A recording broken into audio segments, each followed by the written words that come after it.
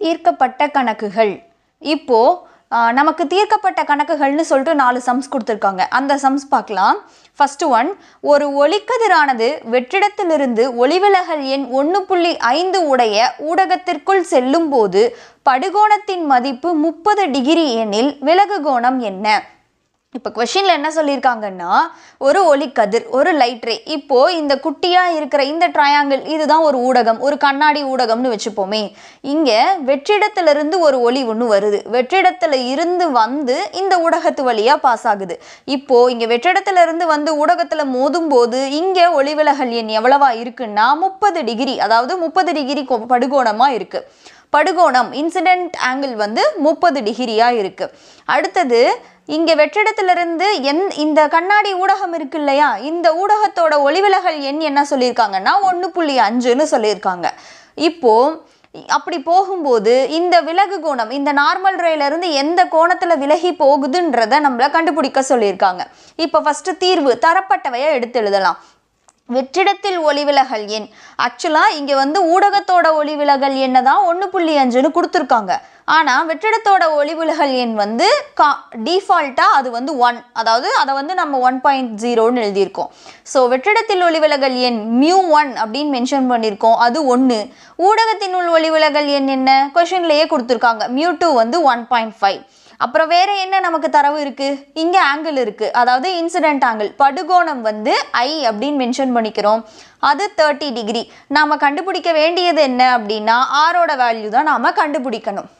Okay, அப்போ ஆரோட வேல்யூவை கண்டுபிடிக்கிறதுக்கு நமக்கு என்ன ஃபார்முலா வேணும்? ஸ்னெல் விதிப்படி, ஸ்னெல் ஃபார்முலா இருக்கு இல்லையா, அந்த ஃபார்முலா தான் வேணும். ஸ்னெல் விதிப்படி sin I divided by sin R is equal to μ2 divided by μ1. இதுதான் வந்து ஸ்னெல்ஸ் ஃபார்முலா. இப்போ இந்த ஃபார்முலாவில் நமக்கு μ1 தெரியும், μ2 தெரியும், ஐயோட வேல்யூ தெரியும். அப்போ இதெல்லாம் சப்ஸ்டியூட் பண்ணி சிம்பிளிஃபை பண்ணுறது மூலமாக நம்மளால் ஆரோட வேல்யூவை ஃபைண்ட் அவுட் பண்ண முடியும். ஓகே, இப்போது நமக்கு இருக்கிற வேல்யூஸை இந்த ஃபார்முலாவில் சப்ஸ்டியூட் பண்ண போகிறோம். சைன் ஐ, அதுக்கு முன்னாடி நம்ம என்ன பண்ணுறோம், நமக்கு ஆர் தான் வேணும் இல்லையா. ஸோ சைன் ஆரை வந்து கொஷினில் இருக்கிற மாதிரி மாற்றிக்க போகிறோம். என்ன பண்ணுறோம், சைன் ஐயை அப்படியே வச்சுக்கிட்டு இந்த சைன் ஆரை ஈக்குவலுக்கு ரைட் சைடு மூவ் பண்ணும்போது இங்கே டிவைடட் பையில் இருக்கிற சைன் ஆர் இங்கே மல்டிப்ளிகேஷனில் வராங்க. நெக்ஸ்ட்டு இங்கே இருக்கிற ரைட் சைடு இருக்கிற μ2 டிவைடட் பை μ1 லெஃப்ட் சைடுக்கு மூவ் பண்ணும்போது இவங்க அப்படியே தலைகீழாக டிவைடடில் இருக்கிறவங்க மல்டிபிள்லையும் மல்டிபிளில் இருக்கிறவங்க டிவைடட்லையும் வராங்க. So sin I into μ1 divided by μ2 is equal to sin R. இப்போ லெஃப்ட் ரைட்டு மாற்றி எழுதலாமா? அப்படி மாற்றி எழுதும்போது நமக்கு இதில் வித்தியாசம் எதுவும் கிடையாது. So sin R is equal to sin I into μ1 divided by μ2. இப்போ நம்ம வேல்யூஸை சப்ஸ்டியூட் பண்ண போகிறோம். ஐயோட வேல்யூ நம்ம என்னன்னு பார்த்தோம், 30 டிகிரின்னு பார்த்தோம்.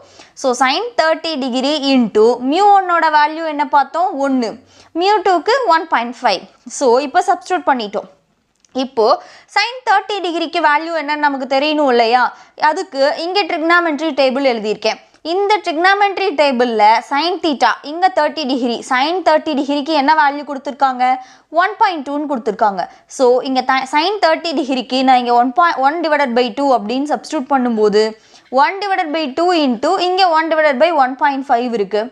ஸோ 2 இன்ட்டு 1.5 என்ன கிடைக்கும், இங்கே என்ன 1 இன்ட்டு 1 1ன்னு எழுதியிருக்கோம், divided by 2 into 1.5, 2 into 1.5 3. So இப்போ நமக்கு என்ன கிடச்சிருக்குன்னா 1 டிவைடட் பை 3 அப்படின்னு கிடச்சிருக்கு. இப்போது 1 3s are 3, 1ல் வந்து 3 கிடையாது. ஸோ நம்ம என்ன பண்ணுறோம், 0 போட்டு டாட் வச்சுட்டு 1க்கு பக்கத்தில் ஒரு 0 போடும்போது நமக்கு என்ன கிடைக்கும், 3 3s are 9. அப்போ மறுபடியும் ரிமைனிங் 1. அப்போது நம்ம 0 போட்டு அடிச்சுக்கிட்டே போக போக நமக்கு என்ன தான் கிடச்சிக்கிட்டே இருக்கும், இந்த 0.33 அப்படின்றது வந்து நமக்கு கிடச்சிக்கிட்டே இருக்கும். ஓகே, இப்போது நாம் என்ன வேல்யூவை ஃபைண்ட் அவுட் பண்ணியிருக்கோம், நாம் sin R வேல்யூவை ஃபைண்ட் அவுட் பண்ணிட்டோம், 0.33 அப்படின்னு சொல்லிட்டு ஃபைண்ட் அவுட் பண்ணியிருக்கோம். இப்போது sin R தான் நம்ம கண்டுபிடிச்சிருக்கோம், ஆனால் நமக்கு வேணுங்கிறது எது, R. அப்போ என்ன பண்ணலாம், இந்த சைன் வந்து இங்கே லெஃப்ட் சைடில் இருக்கிற சைன் வந்து ரைட் சைடுக்கு மூவ் ஆகும்போது R மட்டும் இங்கே இருக்கும். அப்போ இங்கே டிவைடட் பையில் வரும், டிவைடட் பையில் எழுதாமல் நாம் இதை எப்படி எழுதலாம்னா சைன் இன்வர்ஸ் அப்படின்னு எழுதலாம். அப்போது sine inverse is equal sine inverse into 0.33. இப்போது இந்த சைன் இன்வர்ஸ்க்கு எப்படி வேல்யூ ஃபைண்ட் அவுட் பண்ணணும் அப்படின்னா லாக் புக்கில் நேச்சுரல் சயின்ஸ் அப்படின்னு சொல்லிட்டு ஒரு பாக்ஸ் இருக்கும், ஒரு பேஜ் இருக்கும். அந்த பேஜில் ஆக்சுவலாக உங்களுக்கு அந்த பேஜ் ஃபுல்லாக வேல்யூஸ் இருக்கும். இந்த ரோவில் இருக்கிறது ஃபுல்லாக டிகிரி, இது வந்து மினிட்ஸு. இதில் நமக்கு எது தேவையோ அந்த ரோ மட்டும் நான் இங்கே எடுத்து எழுதியிருக்கேன். இப்போது இதில் 90, அதாவது இந்த 0.33 எங்கே இருக்குன்னு தான் நமக்கு பார்க்கணும். ஆனால் நம்ம பார்த்தோன்னா இங்கே 0.3305 இருக்குது. ஆனால் நமக்கு இங்கே 3 தான் வேணும். இங்கே 0.3322ன்னு இருக்குது. அடுத்ததில் பார்த்தோன்னா 338 இருக்குது. ஸோ அப்போது இதுக்கும் நடுவில் தான் நமக்கான வேல்யூ இருக்குது. இந்த 24 மினிட்டுக்கும் 30 மினிட்டுக்கும் நடுவில் தான் நமக்கு தேவையான வேல்யூ இருக்குது. ஏன்னா இங்கே 0.3322 இருக்குது, இங்கே 0.3338 இருக்குது. ஆனால் நமக்கு ஆக்சுவலாக என்ன போயிட்டே இருக்கும், இதில் 33 தான் போயிட்டே இருக்கும் இல்லையா?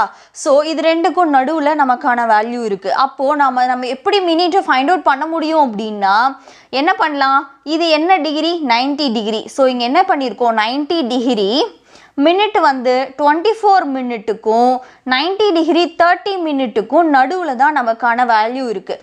அப்போது இது ரெண்டுக்குமான டிஃப்ரென்ஸ் எவ்வளோ, மினிட் டிஃப்ரென்ஸ் எவ்வளோ, 30க்கும் 24க்கும் நடுவில், அதாவது 30 - 24னா நமக்கு என்ன கிடைக்கும், 6ன்னு வேல்யூ கிடைக்குமா? அப்போது இதோட டிஃப்ரென்ஸு 6. இந்த 6ஐ டிவைடட் பை 2ன்னு பண்ணுறோம்.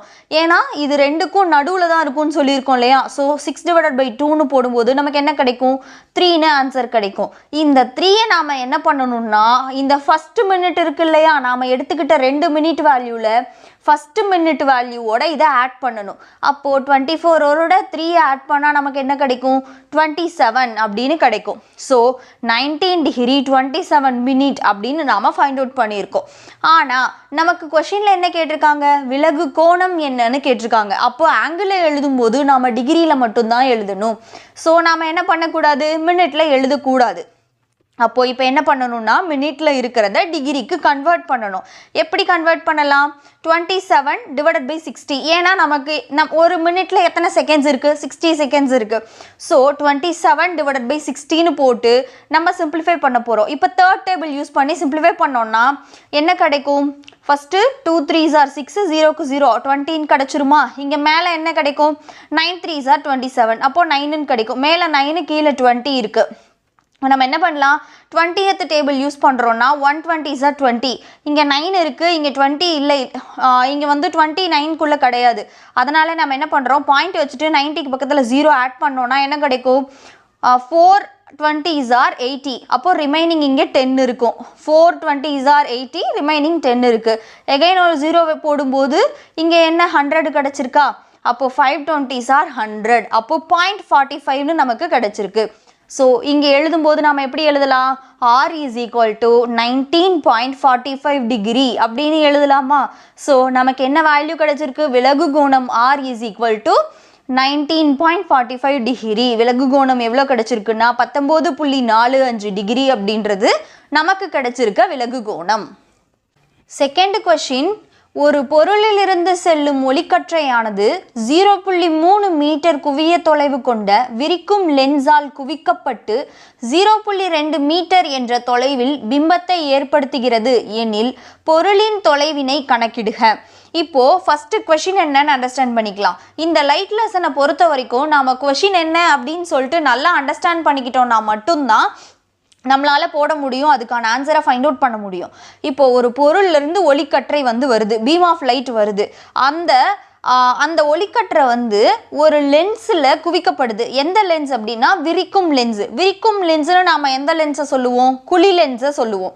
விரிக்கும் லென்ஸால் குவிக்கப்படுது. அந்த லென்ஸுக்கு குவிய தொலைவு எவ்வளோ அப்படின்னா 0.3 மீட்டர். இப்போது இந்த லென்ஸ், இது இங்கே கீழே பிக்சர் இருக்குது பாருங்களேன், ஒரு குழி லென்ஸ் எடுத்துக்கிறோம், அதோட குவிய தொலைவு எஃப் டிஸ்டன்ஸ் 0.3 மீட்டர்னு சொல்லிடுறாங்க. அதோட பிம்பம் எங்கே உருவாகுது அப்படின்னா 0.2 மீட்டர் என்ற தொலைவில் பிம்பம் வருது.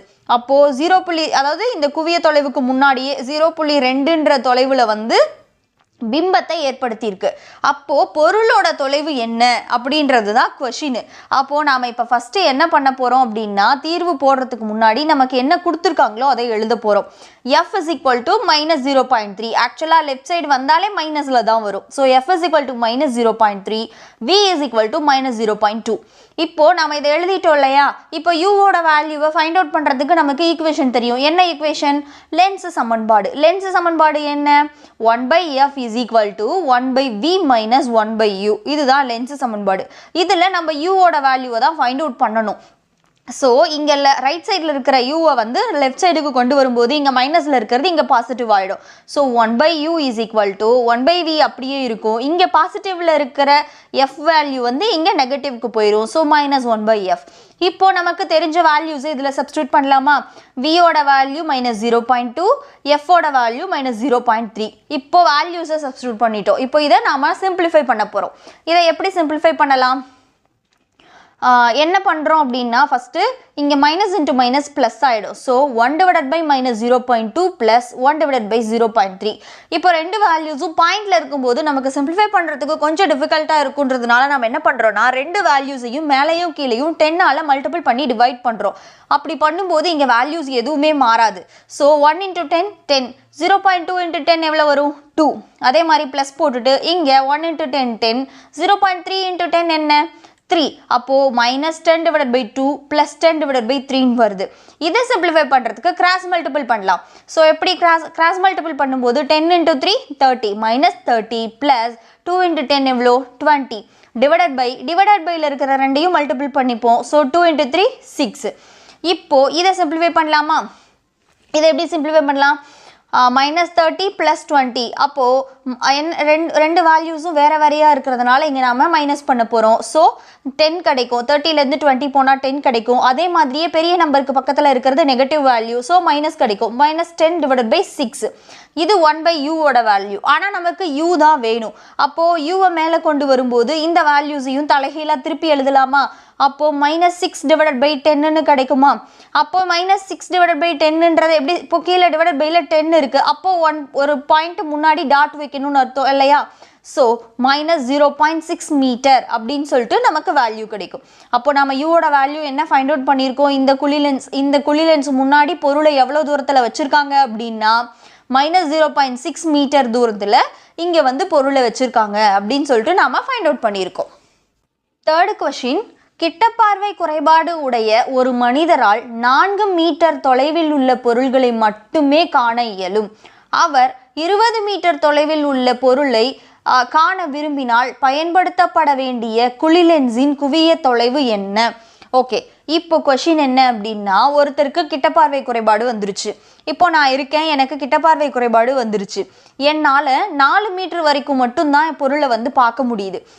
என்னோட கண்ணில் இருந்து 4 மீட்டர் தொலைவில் இருக்கிற வரைக்கும் பொருள் மட்டும்தான் என்னால் கிளியராக பார்க்க முடியுது. ஆனால் நான் எவ்வளோ வரைக்கும் பார்க்க விருப்பப்படுறேன்னா அட்லீஸ்ட் ஒரு 20 மீட்டர் தூரத்துக்காவது நான் வந்து கிளியராக பார்க்க விருப்பப்படுறேன். அப்போது நான் இப்போ ஒரு லென்ஸ் யூஸ் பண்ணணும். எந்த லென்ஸு? இப்போ நான் யூஸ் பண்ண வேண்டிய லென்ஸில் எவ்வளோ திறன் இருக்கணும், அதில் எவ்வளோ குவிய தொலைவு இருக்கணும், எவ்வளோ குவிய தொலைவு இருக்கிற லென்ஸை பயன்படுத்தினா என்னால் 20 மீட்டர் வரைக்கும் பார்க்க முடியும் அப்படின்னு சொல்லிட்டு நாம் இப்போ ஃபைண்ட் அவுட் பண்ண போகிறோம். ஃபஸ்ட்டு தரப்பட்டவையை எடுத்து எழுதுகிறோம். எக்ஸ் வேல்யூ, எக்ஸு என்னால் எவ்வளோ பார்க்க முடியும்? 4 மீட்டர் பார்க்க முடியும். ஒய் வேல்யூனா எவ்வளோ பார்க்க விரும்புகிறேன்? 20 மீட்டர் பார்க்க விரும்புகிறேன். அப்போது இந்த எக்ஸும் ஒய்யும் தான் தரப்பட்டவை. Okay, next formula. பார்வை குறைபாட்டை சரி செய்ய பயன்படுத்த வேண்டிய லென்ஸின் குவிய தொலைவு. இப்போ குழி லென்ஸை பொறுத்த வரைக்கும் பார்வை குறைபாட்டை சரி செய்யறதுக்கு என்ன லென்ஸ் பயன்படுத்தணும் அப்படின்னா f is equal to xy divided by x minus y. இந்த ஃபார்முலாவை யூஸ் பண்ணுறோம். அப்போது இந்த ஃபார்முலாவில் எக்ஸோட வேல்யூ என்ன? 4. ஒய்யோட வேல்யூ என்ன? 20. அப்போது 4 into 20. அதே மாதிரி டிவைடட் பையில் என்ன வரும்? 4 minus 20. இப்போது 4 into 20 எவ்வளோ? 80 divided by 4 minus 20னா 20லேருந்து 4 மைனஸ் பண்ணோன்னா 16 கிடைக்கும். 20 தான் பெரிய நம்பர் பக்கத்தில் நெகட்டிவ் சைன் இருக்கிறதுனால இங்கே நெகட்டிவ் சைன் வரும். ஸோ 80 divided by 16 கிடைக்கும். இப்போது நம்ம இதை எப்படி சிம்பிளிஃபை பண்ணலாம்? 80 divided by 60 2 டேபிள் யூஸ் பண்ணி சிம்பிளிஃபை பண்ணோம் அப்படின்னா இங்கே என்ன கிடைக்கும்? 40 into 2 80 கிடைக்குமா? இங்கே 8 into 2 60 கிடைக்கும். எகைன் 8th டேபிள் யூஸ் பண்ணோன்னா 1 8s are 8, இங்கே 5 8s are 40. அப்போது எஃபோட வேல்யூ -5 மீட்டர்னு கிடைக்கும். நாம் இப்போ என்ன கண்டுபிடிச்சிட்டோம்? எஃபோட வேல்யூ, அதாவது குவிய தொலைவை கண்டுபிடிச்சிட்டோம். அப்படின்னா குவிய தொலைவு -5 மீட்டர் இருக்கிற லென்ஸை யூஸ் பண்ணால் என்னால் 20 மீட்டர் தூரம் வரைக்கும் தெளிவாக பார்க்க முடியும். ஓகே, இப்போ உங்களுக்கு வந்து இந்த கொஷினில் வெறும் குவிய தொலைவு மட்டும் கேட்டிருக்காங்க. ஸோ அதனால் எஃப் வரைக்கும் கண்டுபிடிச்சாலே போதும். ஒருவேளை இதே கொஷினில் அந்த லென்ஸோட திறன் எவ்வளோ இருக்கணும் அப்படின்னு கேட்டால் அதுக்கு என்ன பண்ணணும்? பார்வை குறைபாட்டை சரி செய்ய பயன்படுத்த வேண்டிய லென்ஸின் திறன், அதுக்கான ஃபார்முலா என்ன? D is equal to 1/f. இதில் எஃபோட வேல்யூவை சப்ஸ்டியூட் பண்ணோம்னா நமக்கு லென்ஸோட திறன் கிடைக்கும். எஃபோட வேல்யூ -5. அப்போ 1 divided by -5. 1 divided by -5ன்னு இருக்குது. 1 5s are 5. இங்கே 1ல் 5 கிடையாது. அதனால் நான் பாயிண்ட் வச்சுட்டு இங்கே 0 ஆட் பண்ணேன்னா 2 5s are 10. அப்போது எனக்கு டியோட வேல்யூ என்ன கிடச்சிருக்கு? -0.2 D. அதாவது டயாப்சர் அப்படின்றது வந்து இந்த திறனுடைய யூனிட். ஸோ லென்ஸின் திறன் இஸ் ஈக்குவல் டு -0.2 டயாப்சர் அப்படின்றது இந்த வேல்யூ.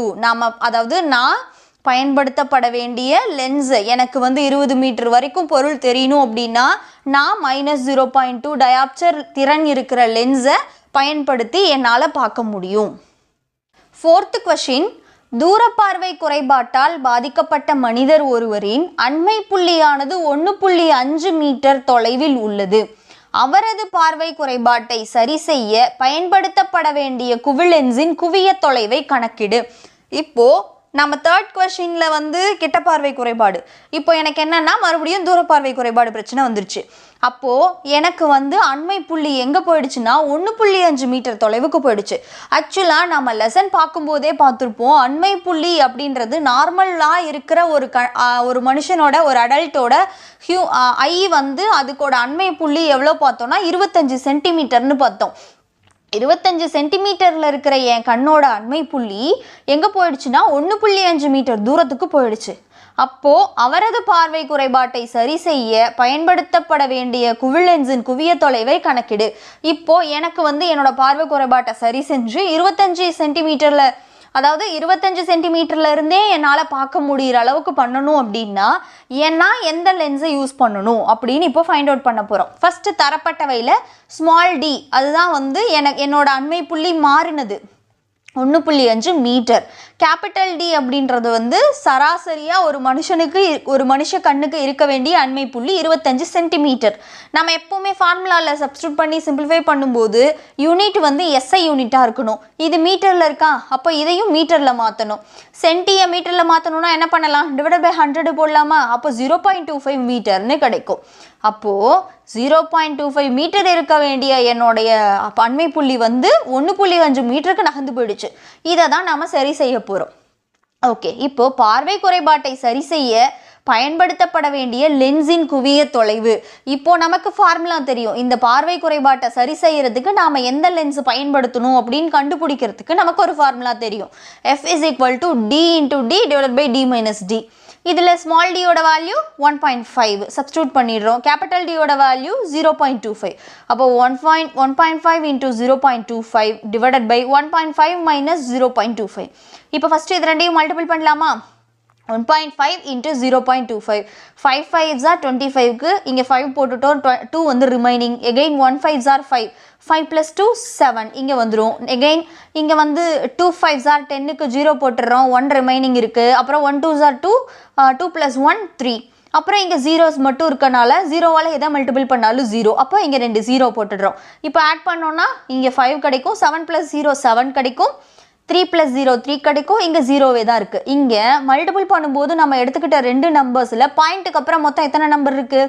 இங்கே 1 2 3 மொத்தம் 3 நம்பர் இருக்குது. அப்போது 1 2 3 டிஜிட்க்கு முன்னாடி டாட் வைக்கும்போது நமக்கு இங்கே என்ன வேல்யூ கிடச்சிருக்கு? 0.375 அப்படின்ற வேல்யூ கிடச்சிருக்கு. அதை இங்கே போட்டுடுறோம்.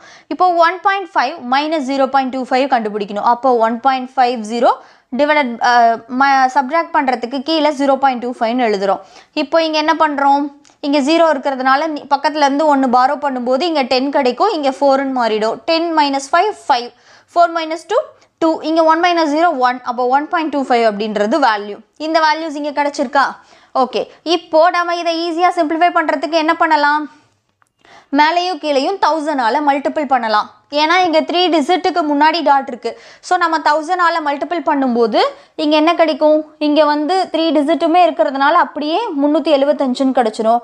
கீழே என்ன கிடைக்கும்னா 1250ன்னு கிடைக்கும். ஏன்னா இங்கே 2 டிஜிட் தான் இருக்கு இல்லையா, ஸோ முன்னாடி அதாவது பின்னாடி இன்னொரு 0 ஆட் ஆகும். ஸோ 375 டிவைடட் பை 1250 அப்படின்றது கிடைக்கும். இப்போது நாம் இதை சிம்பிளிஃபை பண்ணணும். எப்படி சிம்பிளிஃபை பண்ணலாம், 375 டிவைடட் பை 1250. நமக்கு தெரிஞ்ச 5வது வாய்ப்பாட்டில் ஈஸியாக பண்ணலாமா, ஃபஸ்ட்டு மேலே பண்ணுறோம். இங்கே வந்து 3 இருக்குது, இதையும் சேர்த்துட்டோன்னா 37, அப்போது 7 5 35, மிச்சம் 2 இருக்குது, அப்போது 5 5 25 75ன்னு கிடச்சிருக்கு. எகைன் கீழே பண்ணோன்னா ஃபஸ்ட்டு 2 5 10, ரிமைனிங் 2, அப்போது இங்கே 25 வந்து 5 5 25, இந்த 0 அப்படியே எழுதுகிறோம்.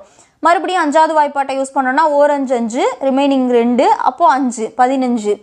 இங்கே 5 5 25 0, 15/50ன்னு கிடச்சிருக்கா. அப்போ எகைன் பண்ணோன்னா 3 5 5 5 50, அப்போது 3/10ன்னு கிடைக்குமா. அப்போது 3/10ன்னா நம்ம இதை எப்படி எழுதலாம், 0.3ன்னு எழுதலாமா, 3க்கு முன்னாடி டாட் வச்சு. அப்போது 0.3 மீட்டர். எஃபோட வேல்யூ என்ன கிடச்சிருக்குன்னா 0.3 மீட்டர். இப்போது என்னோட தூரப்பார்வை குறைபாட்டை சரி செய்கிறதுக்கு நான் வந்து 0.3 மீட்டர் குவிய தொலைவு இருக்கிற ஒரு குவி லென்ஸை போட்டேன் அப்படின்னா, குவி லென்ஸ் வச்சு ஒரு கண்ணாடியை நான் போட்டேன்னா என்னோட தூரப்பார்வை குறைபாட்டை சரி செஞ்சு என்னால் வந்து 25 சென்டிமீட்டர் தொலைவிலேயே பார்க்க முடியும் அப்படின்னு சொல்லிட்டு நாம் இந்த வேல்யூவை ஃபைண்ட் அவுட் பண்ணியிருக்கோம்.